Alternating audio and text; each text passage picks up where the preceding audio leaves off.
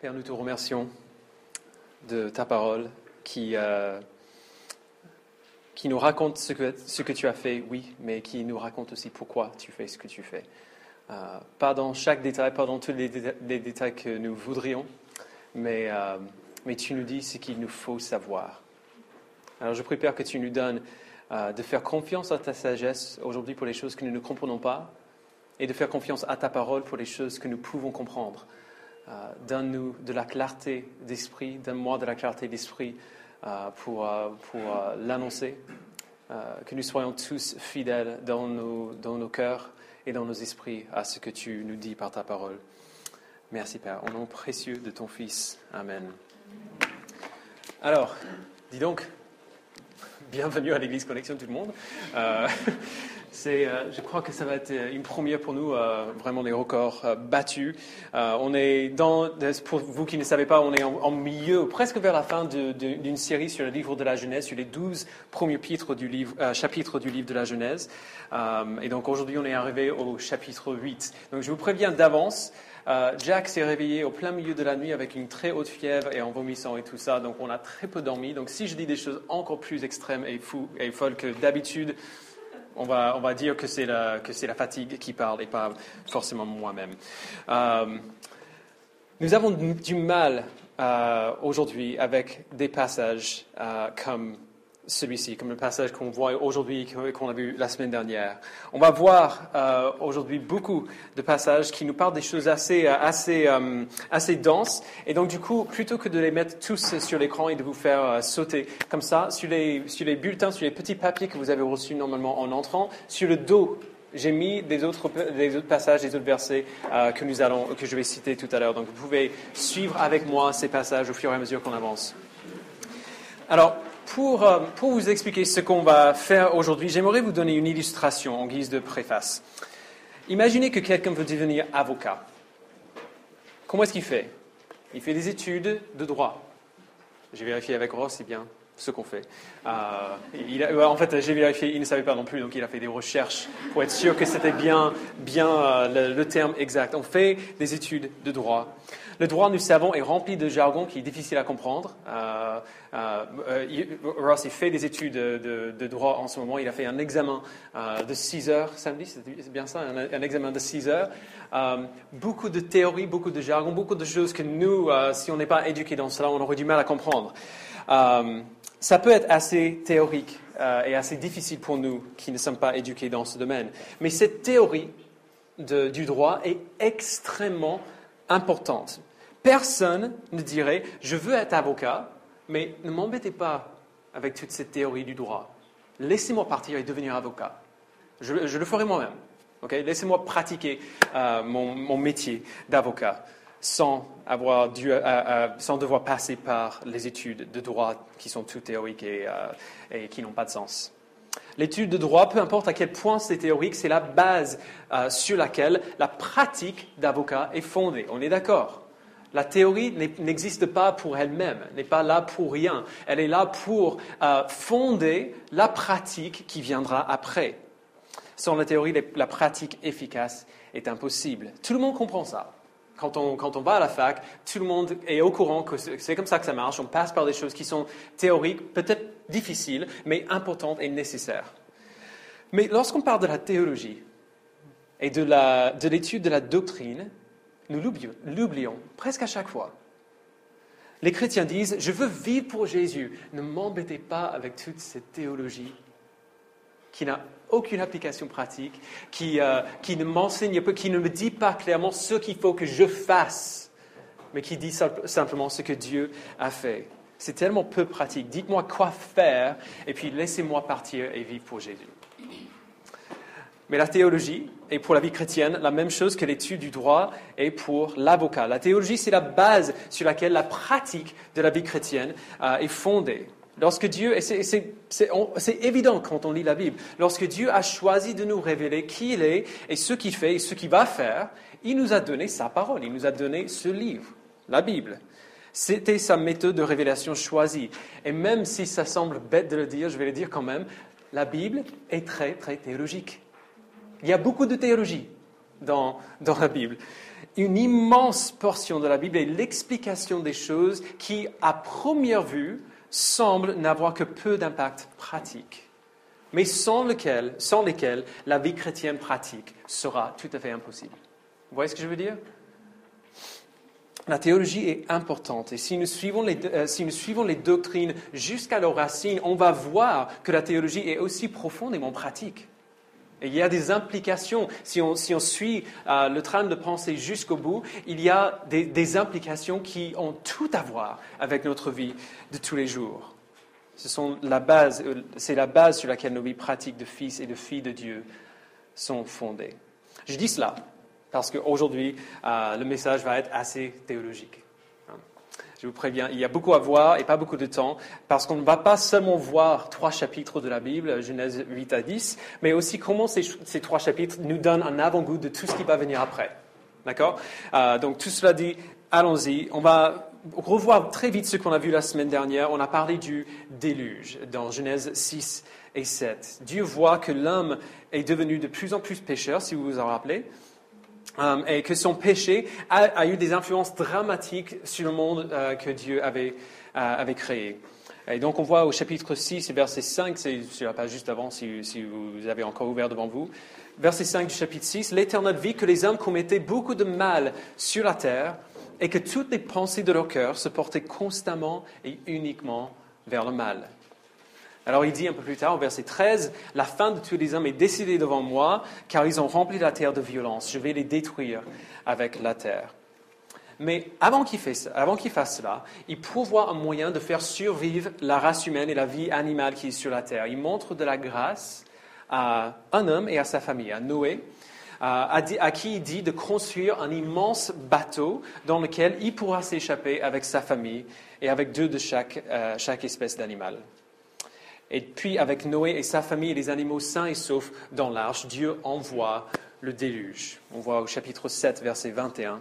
« Tout ce qui vivait sur la terre expira, tant les oiseaux que le bétail et les animaux, tout ce qui pullulait sur la terre et tous les hommes, tout ce qui avait un souffle de vie dans ses narines et qui se trouvait sur la terre ferme, mourut. » Et c'est là où on l'a laissé dimanche dernier. On a terminé comme ça. Dieu exerce le jugement contre le mal qui existe dans le monde et détruit plus ou moins tout. Donc c'est une histoire qui est sombre, hein. C'est pas une histoire qui est très gaie. Et comme j'ai dit la semaine dernière, elle est là pour nous montrer 2 choses principalement. Elle est là pour nous montrer l'horreur du péché et le sentiment de Dieu vis-à-vis du péché. Et elle est là pour montrer aussi son désir persistant de sauver sa création. Alors avec tout cela en tête, commençons le chapitre 8. On va reprendre l'histoire où on l'a laissé. On ne va pas tout relire, on va juste le revoir en vitesse.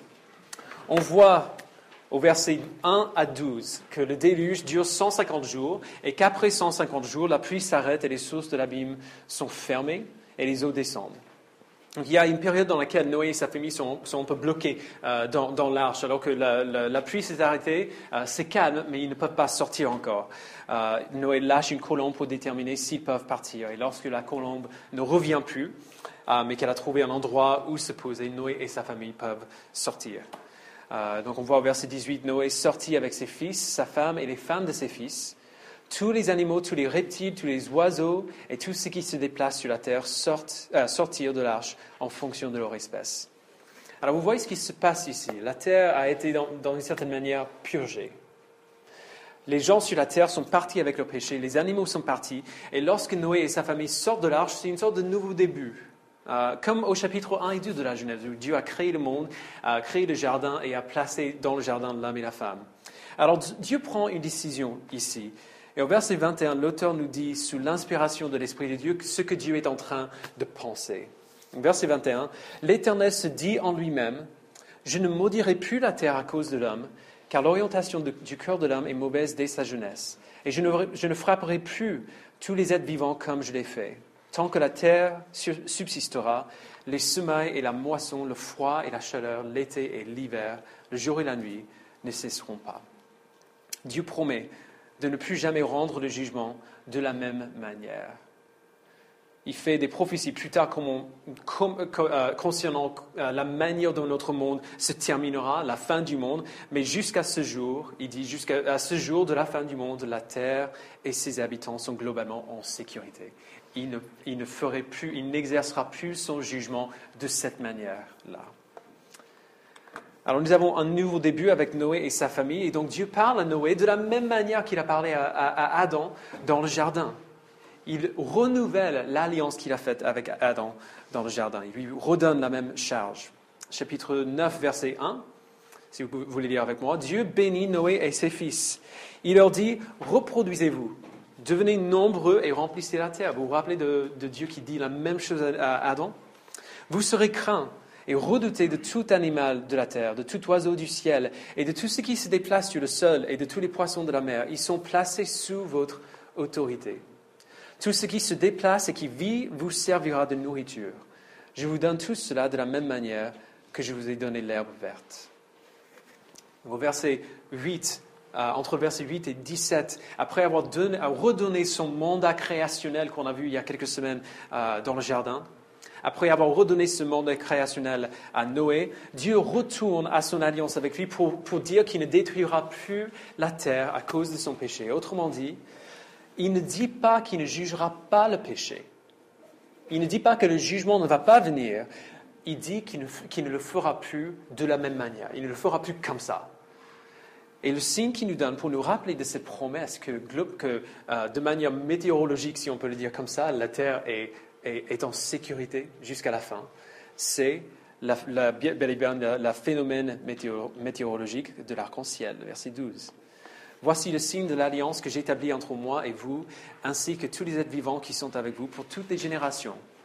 J'ai placé mon arc parmi les nuages et il servira de signe de l'alliance conclue entre moi et la terre.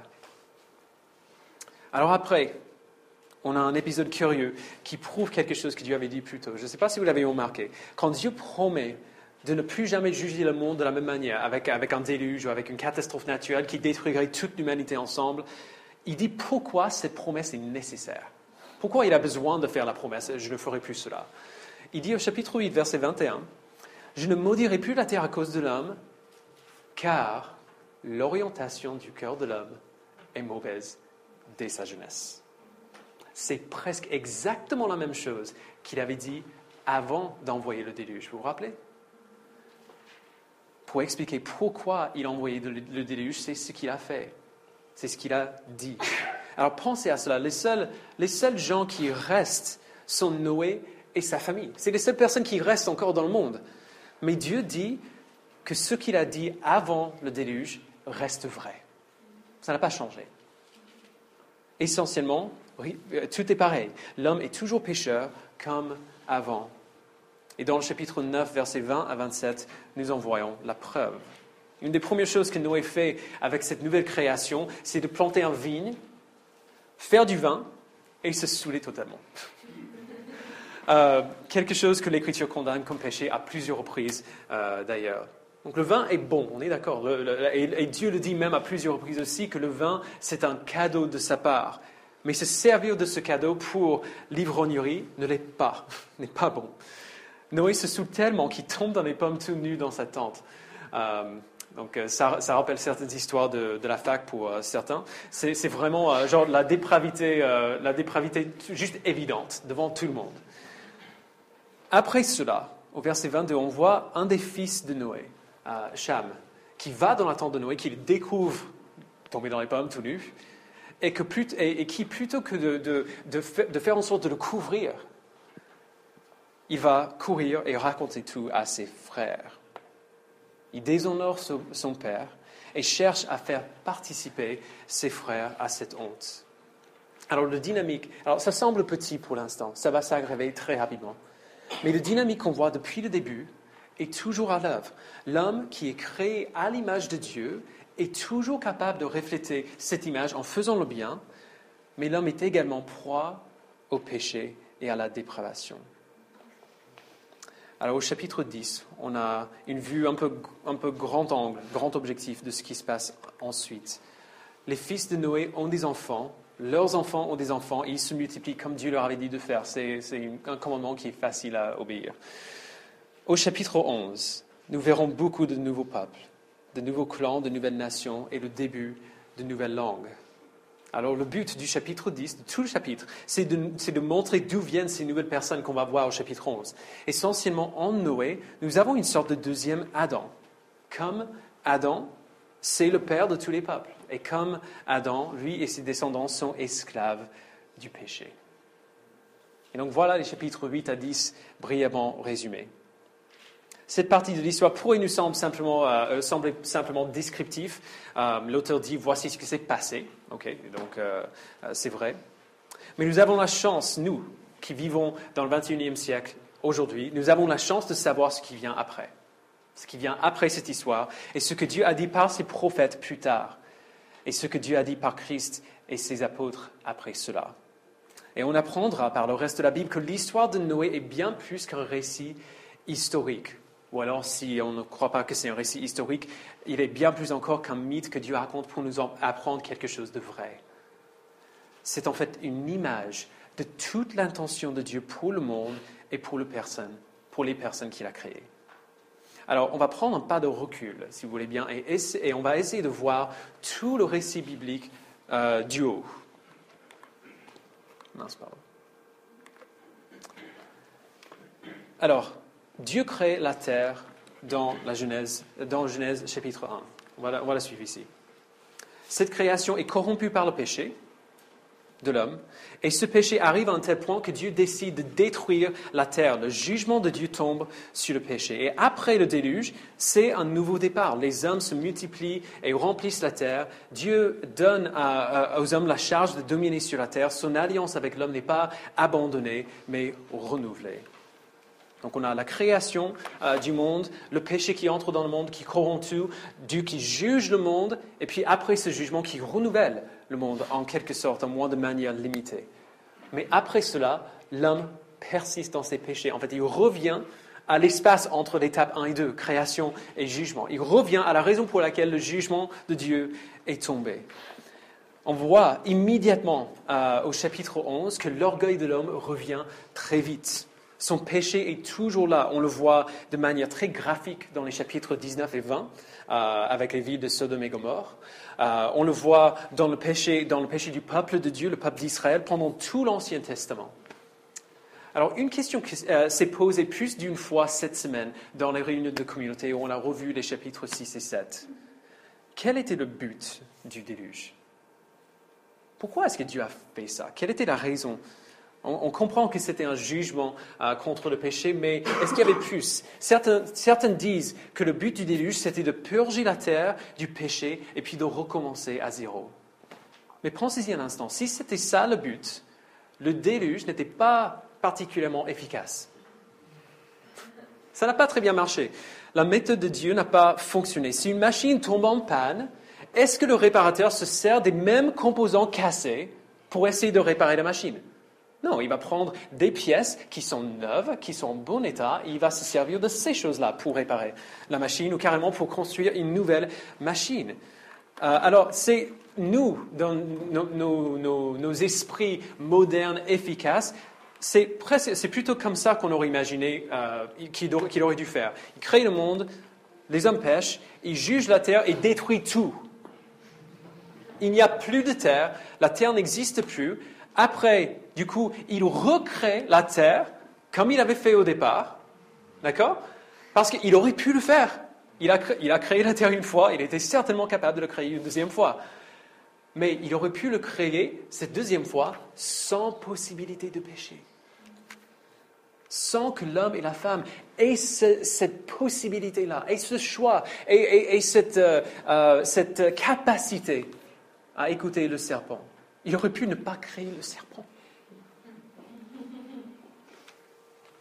Alors pourquoi est-ce qu'il n'a pas fait ça? Pourquoi est-ce qu'il a persisté à faire cette première schéma, cette première manière de faire? Le déluge a enlevé le péché sur la terre de manière plutôt bien, mais il y avait un énorme problème, Noé et sa famille. Ils étaient là encore, et ils étaient encore des pécheurs. Alors si le but de Dieu était de purger la terre de son péché, ça aurait été bien plus efficace de totalement détruire la terre et en créer une nouvelle avec des êtres humains parfaits sans capacité de péché. Mais ce n'est pas ce qu'il a fait. Il s'est servi des choses qui existaient déjà. Il sauve Noé et sa famille, il sauve les animaux qui sont déjà vivants. Après que le déluge s'arrête, les plantes sont replantées et commencent à repousser. Plutôt que de tout jeter, Dieu recycle. Il réutilise des choses qui sont déjà cassées.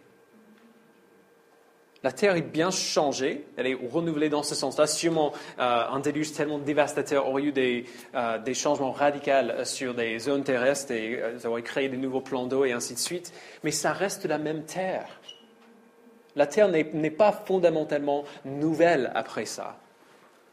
Alors pourquoi est-ce que Dieu a fait ainsi? Il le fait parce que son but dans le déluge n'était pas de laver la terre de son péché. Même dans le jugement, Dieu montre que son intention n'était pas de laver la terre de son péché, mais de montrer ce que le péché mérite. Et puis de commencer à renouveler ce qui était perdu. Et de ce fait, nous pouvons tirer une conclusion très importante, que je vous présenterai maintenant et que je vais essayer de défendre pendant le reste du message.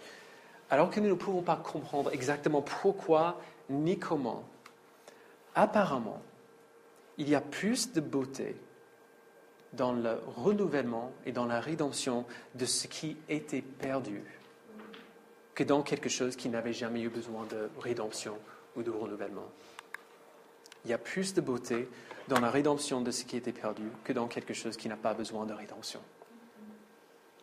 Alors pourquoi je dis ça? Parce que c'est ce que Dieu a fait. C'est évident, Dieu ne fait pas d'erreur.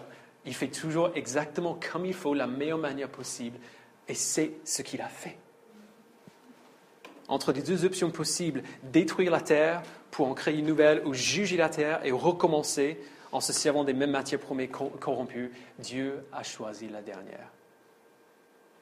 Et s'il a choisi la dernière, c'est parce que c'est la meilleure manière de faire ce qu'il souhaite faire avec ce monde, c'est-à-dire manifester sa gloire.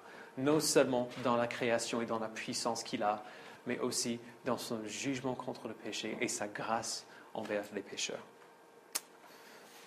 Alors laissez-moi essayer de vous montrer que ce que Dieu a fait, non seulement ce que Dieu a fait dans le déluge, c'est ce qu'il souhaite faire dans toute l'histoire de la rédemption. Cette image de création et de rébellion, jugement, renouvellement dans Genèse 1 et 10, c'est un motif.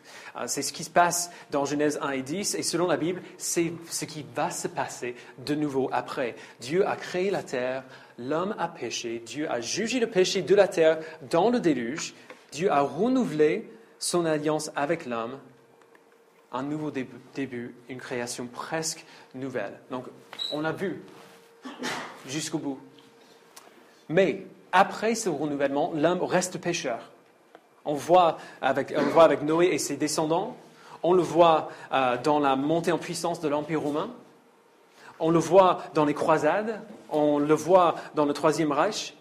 À chaque étape de l'histoire humaine, la dépravation de l'humanité est bien visible. Après le renouvellement, l'homme repasse au péché. Et nous crions à Dieu pour ce même jugement, si on le pense ou non. On est dans cette étape-là, l'étape du péché, et on veut que le jugement arrive, même si on ne pense pas, parce que le jugement, c'est la justice. On est d'accord, on crie à Dieu pour la justice. Nous désirons la justice pour la trafic humaine. Nous désirons la justice pour le Daesh. Alors, est-ce qu'on peut raisonnablement espérer que cette justice, ce jugement contre le péché va venir de nouveau? Oui. Dieu promet la justice, il promet le jugement. Dans Ésaïe 13, verset 11, normalement vous l'avez sur vos feuilles, Dieu dit « J'interviendrai contre le monde à cause du mal commis et contre les méchants à cause de leurs fautes. Je mettrai un terme à l'orgueil des hommes insolents et je rabaisserai l'arrogance des hommes violents. » Les auteurs du Nouveau Testament également promettent le jugement.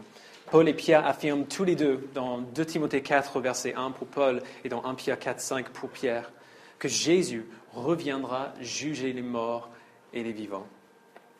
Le fait que ça ne s'est pas encore passé, qu'on n'a pas encore vu ça, ne veut pas dire que ça ne va pas se passer. Dieu jugera le péché, tout le mal. Et cette fois-ci, la punition ne sera pas une mort simplement physique comme au déluge, mais éternelle. Dans l'Apocalypse chapitre 20, verset 12 et verset 15, Jean raconte la vision que Jésus lui a donnée du jugement final. Il dit, « Je vis les morts, les grands et les petits, debout devant le trône. Des livres furent ouverts. Un autre livre fut aussi ouvert, le livre de la vie. Les morts furent jugés conformément à leurs œuvres, d'après ce qui est écrit dans ces livres. Tous ceux qui ne furent pas trouvés inscrits dans le livre de vie furent jetés dans les temps de feu. » On est d'accord que le jugement final promis est bien plus terrifiant que le déluge. Bien plus terrifiant que le déluge. Mais qu'est-ce qu'on voit dans l'histoire du déluge? Qu'est-ce qu'on a vu la semaine dernière? On voit Dieu qui choisit de sauver Noé et sa famille. On voit Dieu qui leur montre de la grâce. Et de la même manière, même si Dieu promet le jugement, il promet bel et bien le jugement, il promet aussi un moyen d'y échapper, d'échapper à ce jugement dans la personne de Jésus-Christ. Et c'est là où le miracle de la grâce est le plus pleinement manifesté dans toute la Bible, bien plus encore que dans le déluge. La semaine dernière, on a vu que Dieu était entièrement juste d'envoyer ce déluge comme un jugement du mal un jugement contre le mal de l'humanité. Et s'il va rester juste, il doit punir le péché.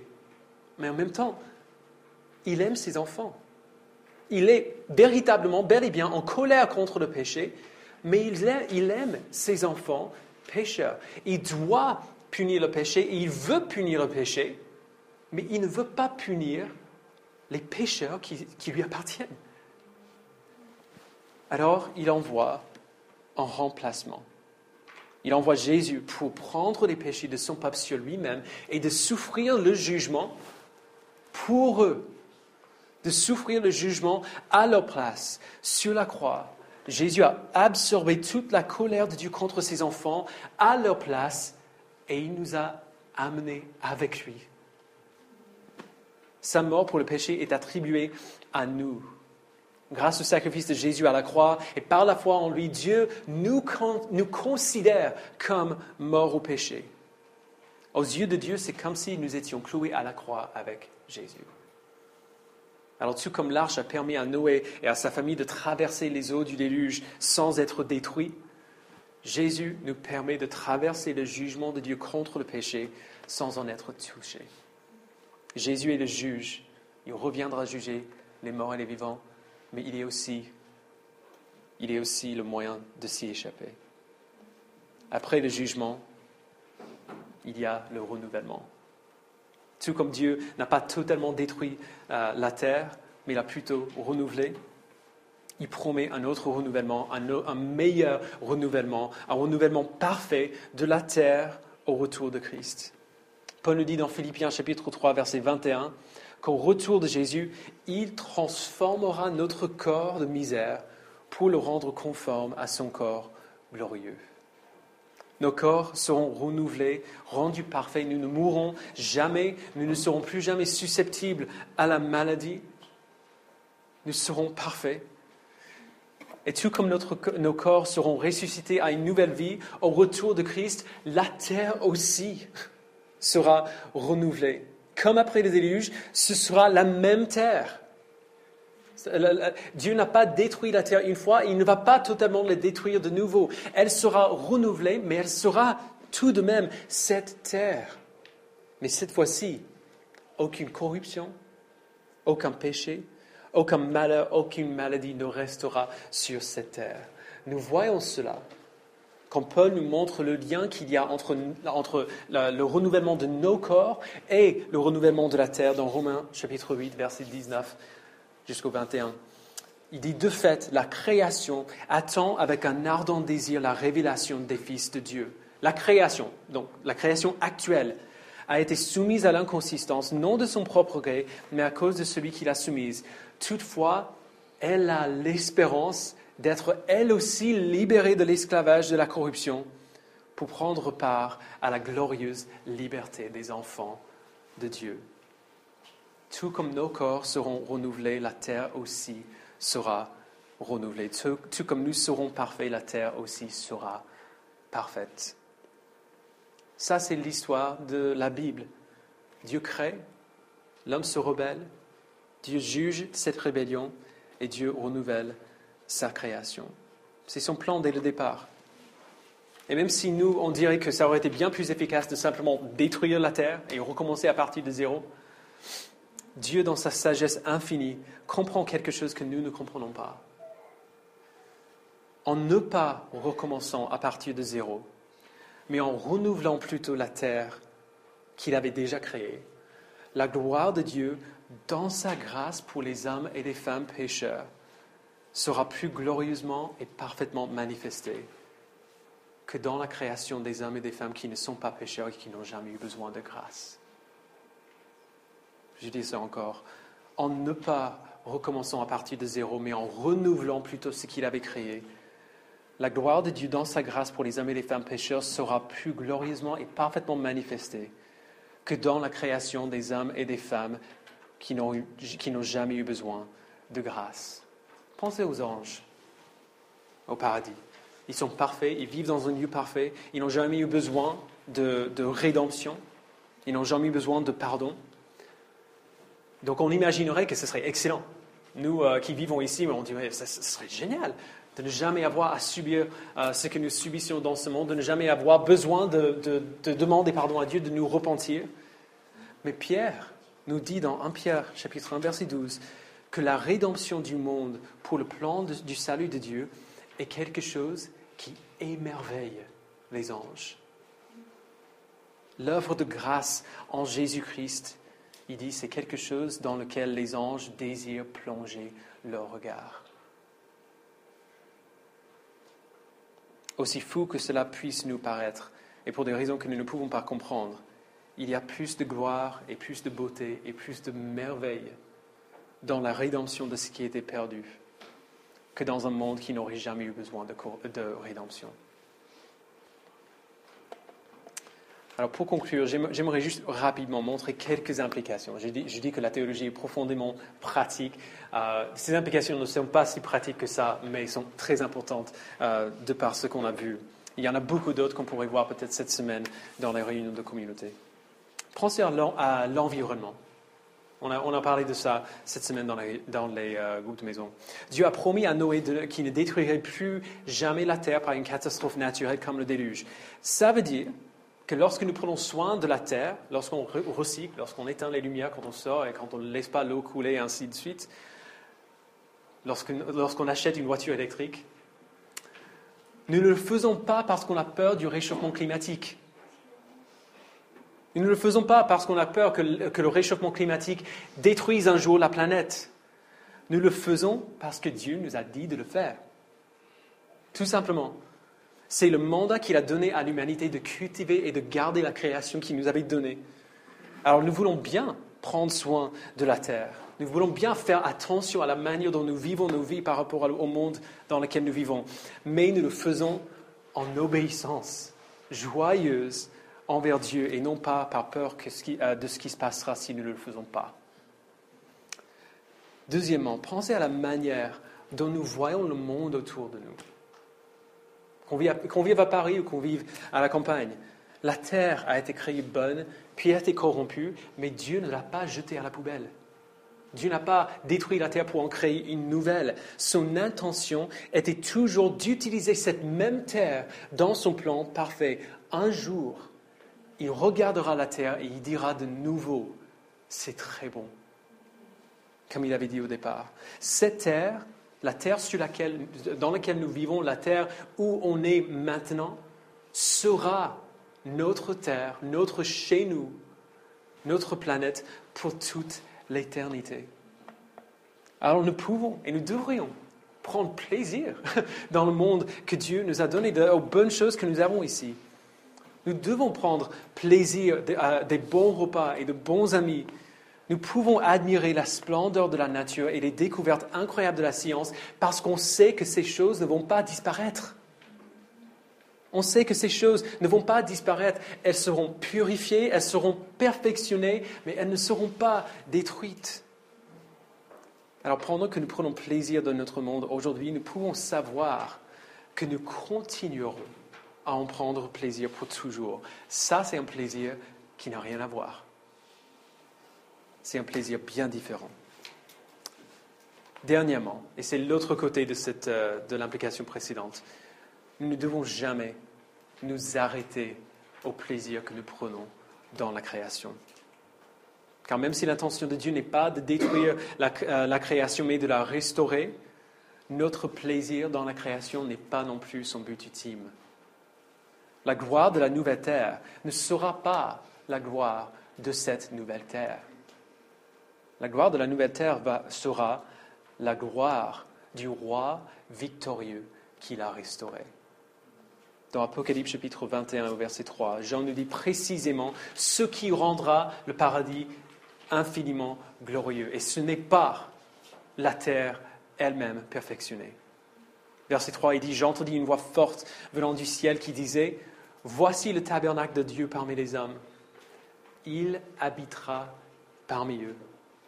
Ils seront son peuple. Et Dieu lui-même sera avec eux. Il sera leur Dieu. » La gloire de la nouvelle terre sera la gloire du roi victorieux qui l'a restauré. Alors lorsque nous prenons plaisir au bon repas, aux amis, à la famille, à ces bonnes choses, n'arrêtons pas à ces choses-là. Allons plus loin. Elles sont là pour nous faire lever les yeux vers celui qui nous les a données et qui les rendra parfaites un jour. Pendant que nous lisons l'histoire du déluge, rappelons-nous de ce qu'elle anticipe. C'est une histoire bien sombre. Une histoire de péché et de jugement et de perte, mais c'est aussi une histoire de renouvellement, une histoire de restauration, une histoire de grâce. Et elle dirige les regards vers le jour où nous et la terre seront parfaitement renouvelés. Alors si tu as la foi en Christ ce matin, je t'encourage à te voir bien dans le personnage de Noé. Tu as reçu la grâce de Dieu. Jim, Garance, vous avez reçu la grâce de Dieu. On a pété ça hier. Tu es dans sécurité. Et tu es en sécurité parfaite dans le refuge de l'arche. L'arche prend le coup du jugement de Dieu alors que ta vie est cachée en toute sécurité à l'intérieur. Au retour de Christ, tu en sortiras renouvelé comme Jésus lui-même, pour vivre sur une terre renouvelée et parfaite, avec Jésus, pour toute l'éternité. Que cette histoire nous donne à nous tous une sécurité hallucinante, une sécurité incompréhensible. Notre vie est cachée avec Christ. Cette terre est chez nous, mais n'est pas chez nous en même temps. C'est là où nous vivrons pendant toute l'éternité, mais elle ne sera pas tout à fait pareille. Soyons impatients de la destination. Ne nous arrêtons pas au présent, soyons impatients de la destination. Quand vous êtes allé, je ne sais pas si vous êtes allé à Disneyland quand vous étiez petit, mais si vous avez dû faire un long voyage vers Disneyland pour en arriver là, même le voyage, peu importe combien le voyage était long, c'est la fête dans cette voiture. Pourquoi ? Même si c'est long, même si c'est pénible, même si on doit s'arrêter 10 fois pour aller aux toilettes, ce voyage, c'est la fête parce qu'on va à Disneyland. Parce qu'on sait où on va. Quand nous savons où nous allons, quand nous savons que nous sommes en sécurité, nous pouvons vivre avec la joie de savoir que Dieu est capable de nous déposer sains et saufs chez lui. Et si ce matin, tu n'as pas la foi en Christ, je dis encore, comme j'ai dit le dimanche dernier, que l'histoire du déluge te secoue. Que l'histoire du déluge te secoue un peu. Le jugement de Dieu est une réalité terrifiante. Mais il invite tous ceux qui viendraient à lui de recevoir gratuitement le don de secours qu'il a pourvu en Christ. Tu n'as rien à faire. Tu n'as rien à faire. Tu n'as même pas à construire un bateau, comme il avait demandé à Noé. Il a tout fait pour toi. Il a tout fait déjà. Tout ce que tu as à faire, c'est venir à lui avec foi et recevoir ce qu'il donne. Le secours du jugement, parce que Christ a été jugé pour toi. Et la vie éternelle, parce que Christ a vécu la vie que tu n'aurais jamais pu vivre pour toi. Et la joie éternelle de connaître ton Créateur et de vivre avec lui pour toujours. Viens à lui et fais confiance qu'il peut te porter en sécurité. Prions ensemble.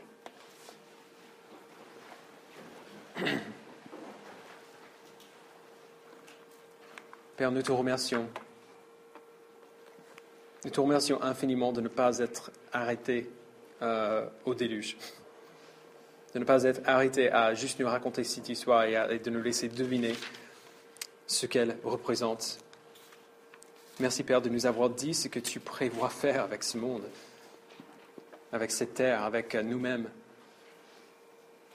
Père, si nous sommes à toi, si nous sommes tes enfants, je prie que tu nous donnes une confiance inébranlable dans ta capacité, ton pouvoir, ta puissance pour faire de nous ce que tu as dit que tu allais faire.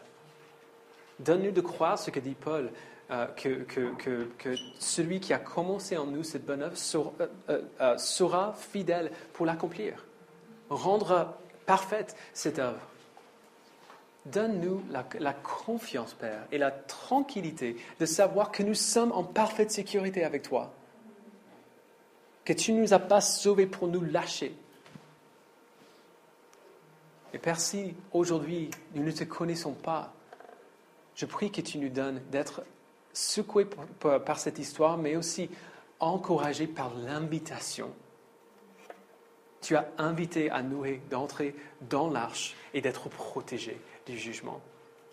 Et de même, tu nous invites à venir à Jésus pour être protégés du jugement. D'être récompensés pour quelque chose que toi-même nous as donné. Donne-nous, Père, de venir à toi avec foi. Donne-nous, Père, de venir à toi avec une pleine confiance que tu es capable de faire ce que tu promets. Même si nous ne comprenons pas tout, tu comprends tout. Donne-nous, Père, d'avoir la foi en toi et de le croire tous les jours de notre vie. Merci. Au nom précieux de ton Fils. Amen.